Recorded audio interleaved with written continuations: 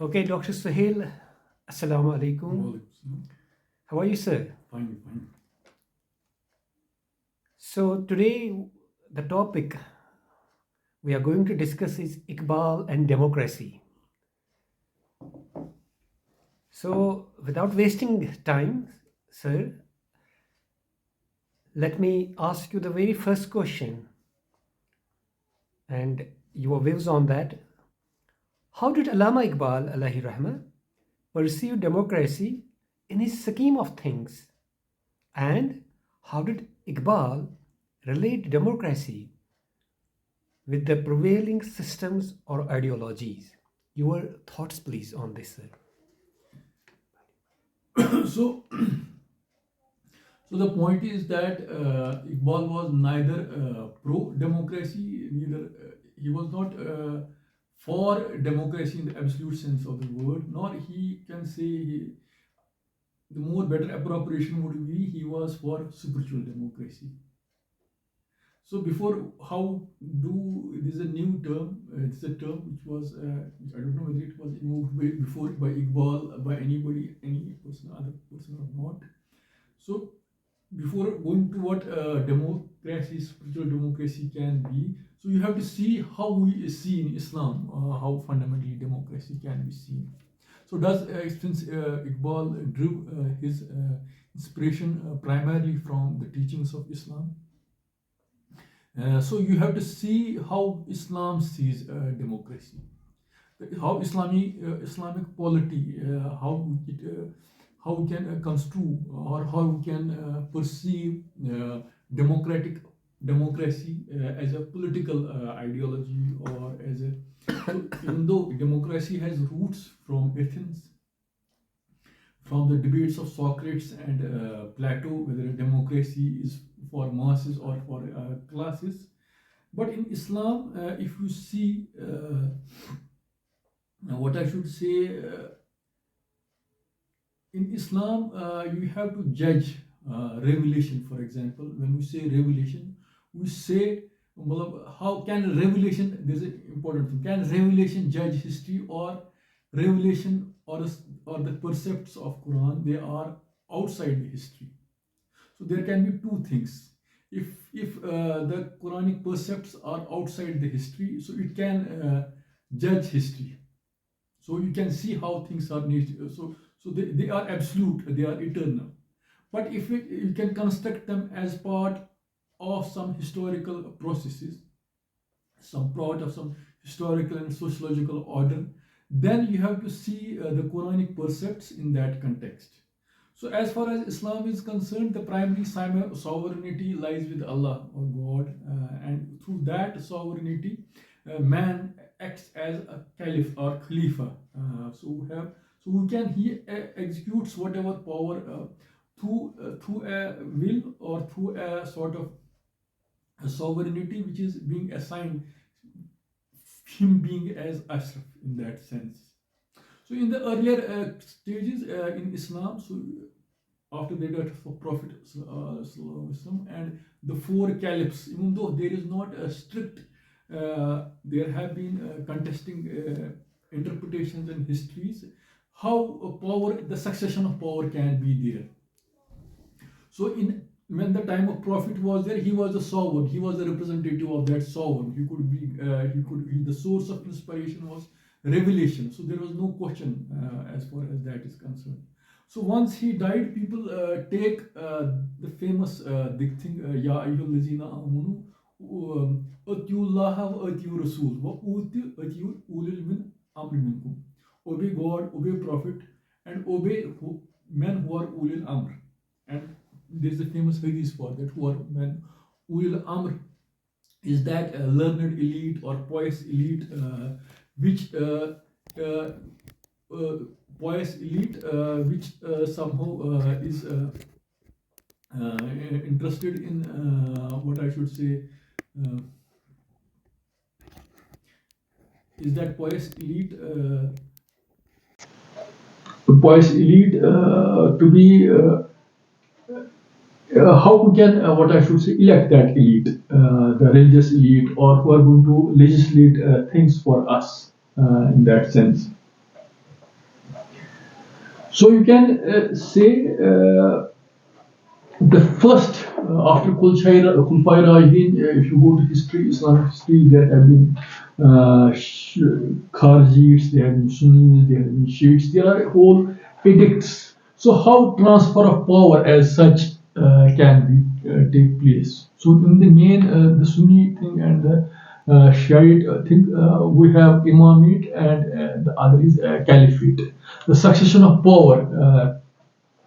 There are two divinely ordained things. So in that entire whatever I have said is that so in Islam will not always resist the idea of democracy, even though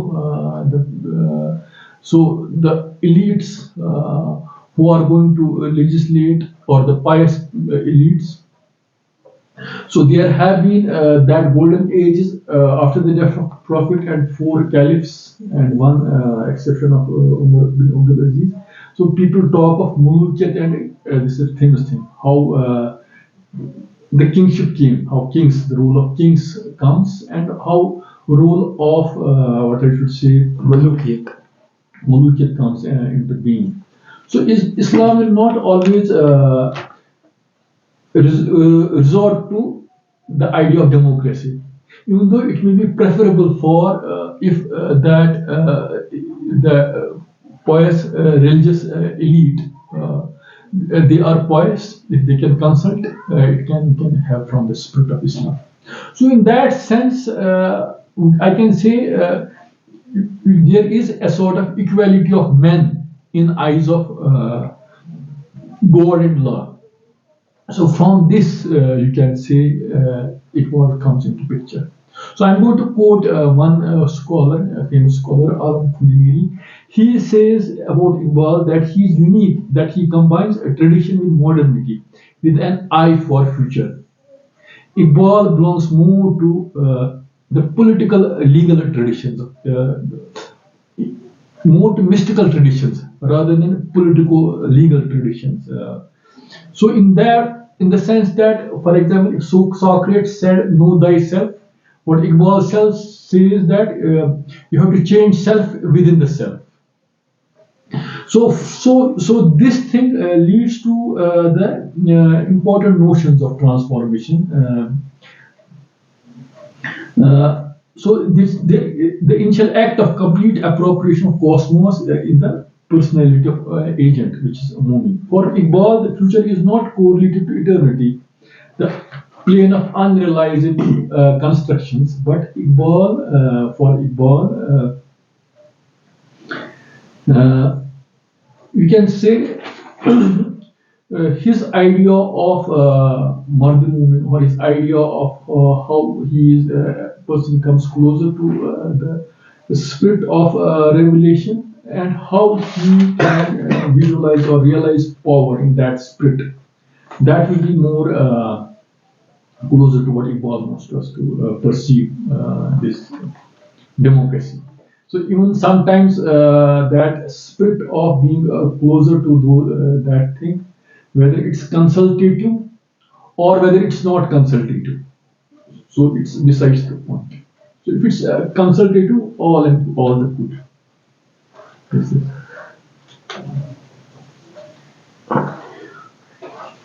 Yes. Sure. So that's good, sir. Did Iqbal's understanding of democracy somehow conflict with his appreciation for power, as power is a recurrent theme in Iqbalian philosophy? How do you see it, sir? Yes, power sometimes for Iqbal, power is more divine than truth. For God is power in that sense. So power can be the theme. In that sense, that's why you can see he finds appreciation of Nietzsche, Napoleon, and I mean, in the earlier 19th centuries, if you see the histories of so his histories, the appreciation of personalities is more or less powerly. He the people who men who achieve or have power. So he's all that sells for them. So in that sense, but somehow he also differs from those powers. For example, he appreciates Nietzsche, but Nietzsche's model was an aristocratic model. Why, in case of Iqbal, it's a sort of prophetic model in which there is a command and obedience.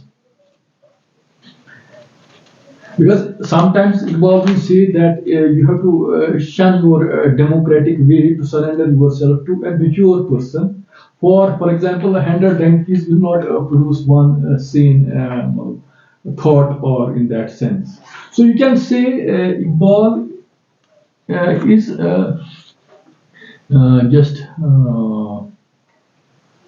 talking of power, but a power which may be individualistic in that sense. But I would rather extend this debate more to how democracy as a process has been, because that will make us understand Iqbal also in some better sense.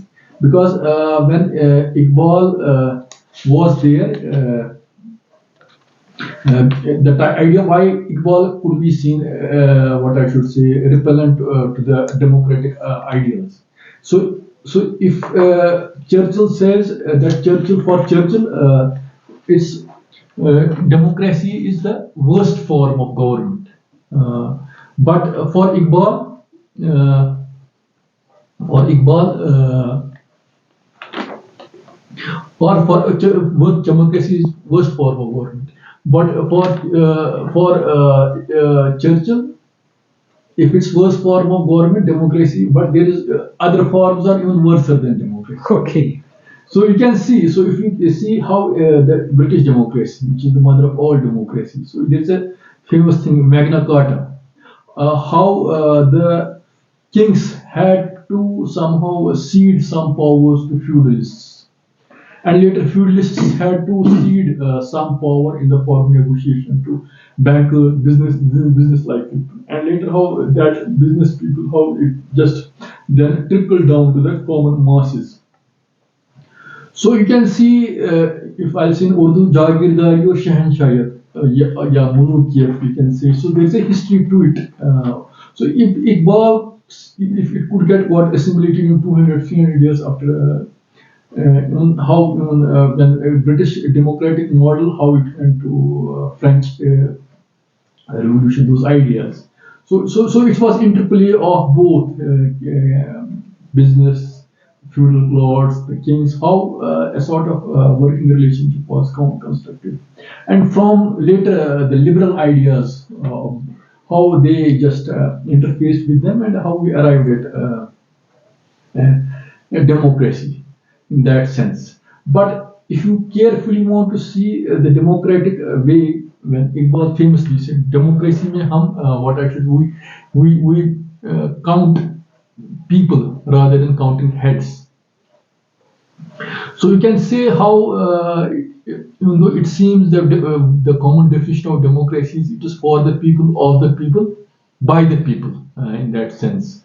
But for Iqbal, uh, it seems on the face of it's like that, but it's not always like that, because in that sense, अगर मैं इसको I just quote this. Yes, please. इस राज को इस मर्द फरंगी ने किया है फाश, हर चंद की दाना इसे खोला नहीं करती। जमहूरियत एक तर्ज हुकूमत है जिसमें बंदों को गिना करते हैं, तोला नहीं करते। जबरदस्त। So that way he is trying to say, या सुल्तान ये जमहूर का आता है जमाना, जो नक्श कहीं तुमको नजर आए मिटा दो. So it's in that context.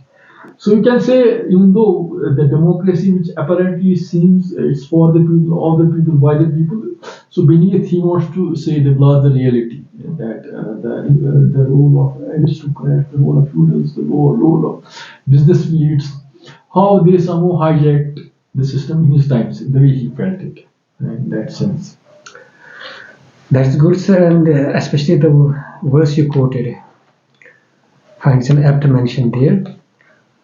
So before I proceed to the next question, Dr. Sahil, I would like to quote a few verses, if you please, it may like appeal to you. Am I allowed? Yes, Thank you. I quote, यहाँ मर्ज का सबब है गुलामी व तकलीद, यहाँ मर्ज का सबब है गुलामी व तकलीद, वहाँ मर्ज का सबब है निज़ाम जमहूरी, न मशरिक उससे बरी न मगरिब इससे बरी, जहाँ में आम है कल्बो नजर की रंजूरी. And another one is जलाले बादशाही हो कि जमहूरी तमाशा. Even you have, sir, mentioned it on the board. That's good. जलाले बादशाही हो कि जमहूरी तमाशा, जुदा हो दीन सियासत से तो रह जाती है चंगेजी. सर, आप डॉक्टर सुहेल इन अशार को कैसे समझते हैं, या इनकी तशरीह जमहूरियत के तनाजुर में क्या है? Your take, please, sir. So you can say, as though here Iqbal seems to be value neutral, whether not democracy. So he is trying to view that whether it's democracy, whether it's monarchy, or whether whatever system you have. So if the underlying system is not ethical, it lacks concern for mankind, it lacks those human values. So there is no fun of democracy in that sense. So he is time and again trying to allude to the fact that there are some very dark realities of things, dark realities. For example, in the process of if I just quote Noam Chomsky, his famous book, Manufacturing Consent. So how this consensus, even a country like US, an advanced country like US, how that consensus of consensus, which you call the democratic consensus, how it is achieved. It's not as simple as that. So modern sophisticated democracies or older democracies or new emerging democracies we can see in whole of South Asia. So how sometimes if the people are not basic, people are not educated, they are not aware of, they are not, so their votes, they can be that manufactured consent which serves the interests of few. They may be capitalists, they may be power hungry politicians, they may be what I should say army generals, so whatever that is. So it will serve that thing rather than so it's in that sense Jamhuriyat facade, it will be more lot of facade in English or facade in Urdu. In that sense, so if it's not able to churn out that right system in that sense, so he's basically trying to allude us to those facts or factors in that sense. Because in Western democracy, so you can say the way in our times it's liberal capitalistic order, neoliberal. So in that time also you had imperialism, you had capitalism, and you had other things. So in that sense, democracy did come with a lot of baggage. So that baggage was making democratic thing as Sir, I have settled this very clearly in my mind. When he mentions जुदा हो दीन सियासत से तो रह जाती है changezi, is it really necessary that the democratic setup or overall, as in politics, that it should be governed and directed, the direction should be there from the religious theme?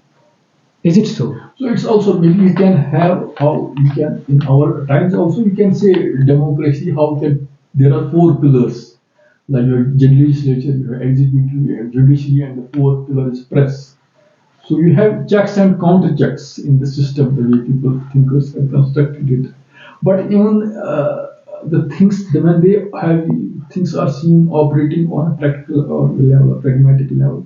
So it's difficult in those times also, it's difficult in our times also for a normal, well-meaning human beings to be part of this system because the powerful elite need a lot of money, need muscle, need. It's very tough to, though you can operate, but somehow it has been hijacked in that sense. So how to even if you have checks of executives, you have democracy, you have legislature, you have fourth prince. So Iqbal wants to that ethicalize power. If Bertrand Russell wants to tame power, uh, Iqbal wants to ethicalize power.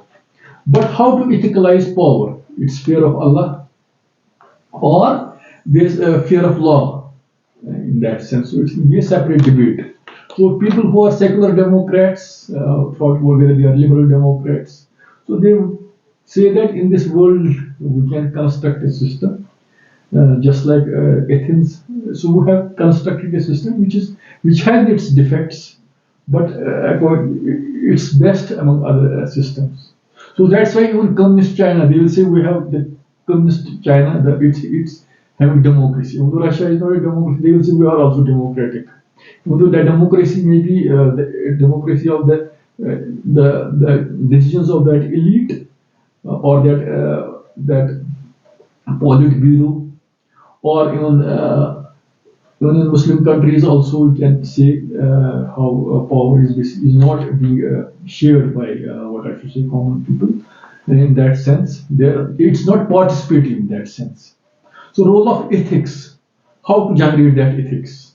Can it be generated by liberal, capitalistic, Marxist worldview, or that ethics can be generated by fear of God, or according to Iqbal, taking examples from the history of Khulafai Rashidin, the caliphs, the rightly caliphs, or the life of Prophet. So in that there is a role of ijma and the role of legislation. It's also how Iqbal has very much discussed these ideas. Okay, sir. So here I want to add one Yes, point please. is that Iqbal wants that the role of state should be such that it should, if I quote him, what I should say, uh,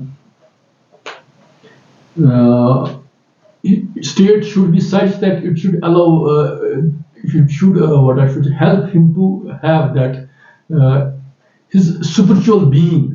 The state should facilitate it rather than question in that sense. So the laws should be such that the role of state should be sort of, I'll not say midwife. It should be towards that higher thing in that sense. So if I quote him, so if in 1902 and 10 and 11 in Hindustan Review, he says, I'll quote him, the caliph is not necessarily the high priest of Islam. He is not representative of God on earth. He is fallible like other men.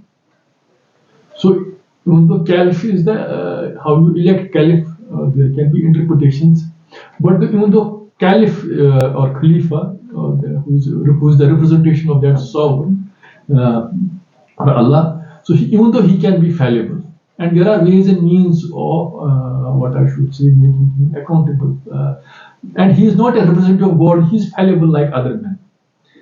Yeah, so truth is that Islam alone is not a church. It's a state conceived as a contractual organism long before whosoever thought of such a thing and animated by an ethical idea. So he's talking of it's a state conceived as a contractual organism, ever thought of and animated by an ethical idea. So his more ethicality is very much time and again when it comes to that point. Okay. Here there is no exploitation. There is some sort of semblance of love of mankind. There is not exploitation. And role of man is not basically he is not to be attached to only materialistic needs. So even though the Marxist world order, Iqbal is critiquing it also because it's only interested in that they want to create heaven on the earth. In that sense, Assalamu alaikum. they want to create heaven on the earth. Okay. Thank you, sir. If we say Iqbal was not critical of democracy per se, he was critical of Western democracy.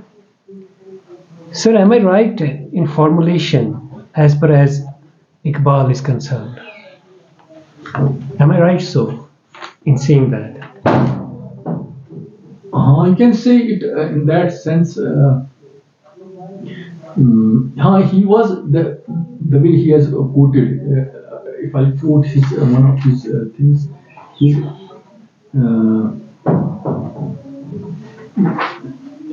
you can say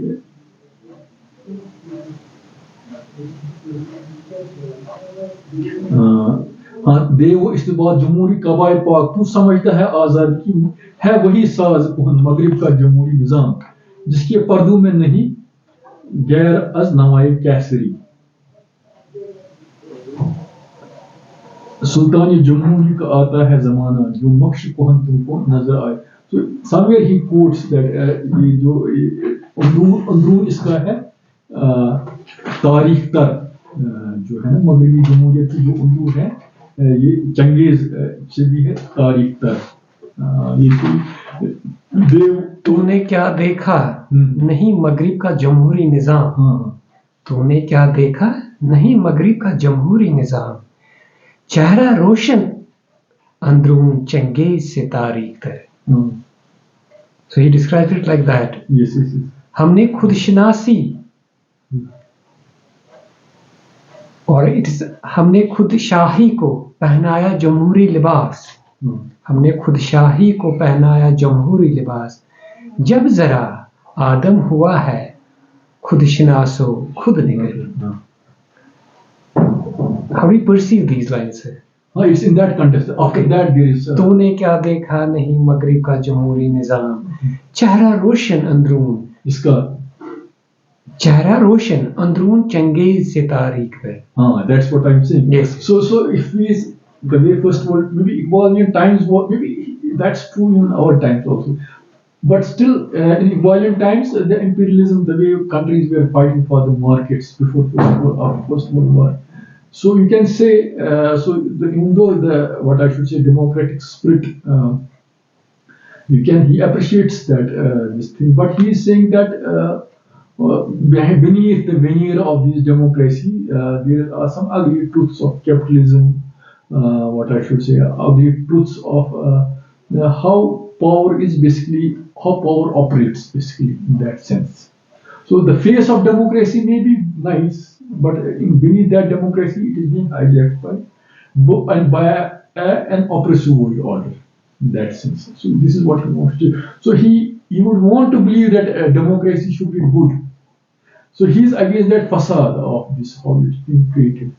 So even though I would say in that sense that Iqbal is not democracy, the way Churchill said, if democracy is the worst form of government, then the other are more worse than democracy. So you need to how best we can create a system which is even though democratic, but how we can reduce those negatives of democracy. So we have to work it out that way. So that's why people are talking of Islam and democracy, whether they are compatible, or Islamic democracy. A lot of scholars they talk in that sense. So, but since Iqbalian times, there was more. It was colonial times. Maybe the space in which he was operating, he had his views of democracy. And part of that critique can be relevant in our times. Okay, sir, that's really nice. You have put it in a nice way. So before I would like to conclude, but here another question, sir, for you. So finally, in the end, if Iqbal is not for democracy, I mean Western democracy, then what is alternative democracy, or what is Iqbal's democracy? Exactly. Iqbal is, I would say, it seems that Iqbal seems to be value neutral for democracy, but even if the democracies or the democratic how democracies he is operating in, beneath them he finds something exploitative or oppressive. There are some hidden truths which may be ugly. But in the same sense, I would say, though if you would say democracy is the system in which heads are counted but not weighed, So, but I would say Iqbal tolerated democracy in that sense. So, at that time also there was no substitute. In our times also, so we can see we don't have other substitutes also. A proper egalitarian system or utopia. If not democracy, then what? If not, if we don't, if that that minority, elite minority, which may be ulema or which may be learned people, or even if they may be God fearing, or it may be how to, even if they become corrupt or if they become heavier, how to what are the corrective mechanisms. So people talk of pure democracy in that sense. So you can say Iqbal was, if he could say, even if you accept democracy, but the workings of you have to be aware of the workings of the democracies, particularly in the system, in the capitalistic liberal world order he was operating. And beneath the philosophies, whether it was what I should be philosophies, for example, Western democracy, maybe the British philosophers from John Stuart Mill to Hume. So when they, or Bentham, when they talked of max power for maximum, when they talked of what I should say, what is good for maximum is good for all, and philosophy of utilitarianism, utility. What is having utility? It is important. So it somehow militates that idea of divine. In the God's eye, it's whole kingdom. It's God's kingdom. So everything has its place and in its place. Everything has a place and it is there in its place. So you have a more humane thing in that sense. So if he would at all, Iqbal would want to have a democracy, so he would want to, what I should say, subdue it with a value system, which has ethical values which are inspired from from both Islamic history as well as the way it has been operated ever since, for a larger good of mankind as well as Muslims also in that sense. When he talks of what is famous, फिर पढ़ तू सब शुजाअत का अजालत का लियाकत का लिया जाएगा तुझसे काम दुनिया की. So he talks of world order where truth, sadakat, adalat, justice, certain values are there. Then whatever system it operates on, that's well and good. That's besides the point, even if it's democracy. So I would say Iqbal was not, he did not give us that sense. From poetry, there can be scattered verses here and there, and there can be what I should say reconstruction writings also. But he did not just give us blueprint in that sense. Exactly how it will. Although he has faith in Islam as a, what I should say, ideology as such, there's enough in it. Well, sir, thank you. So let me finally now conclude this lovely session with these famous, beautiful verses of Iqbal. I quote, इस शराब रंगो बू को, इस शराब रंगो बू को गुलिस्तां समझा है तो, आह ए नादां कफस को आशियां समझा है तो.